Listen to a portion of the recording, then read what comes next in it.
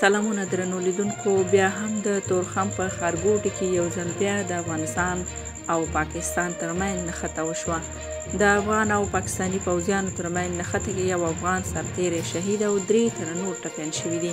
د ننګرهار والي ضیاءالحق امرخیل وایي پاکستاني ملیشو د ډیورند فرضي کرښې څخه د مومندرې غورکي سیمه کې د تاسیساتو جوړولو په موخه خپلسري تحرکات وکړل چې ورسره یې نښته رامنځته کړه.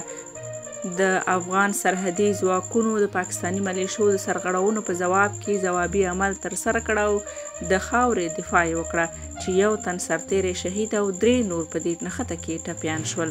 امرخیل وایي اوس وضعیت آرامه دی، د پیښې د څېړلو په هدف یې سیمې ته پلاوی لیږلی دی.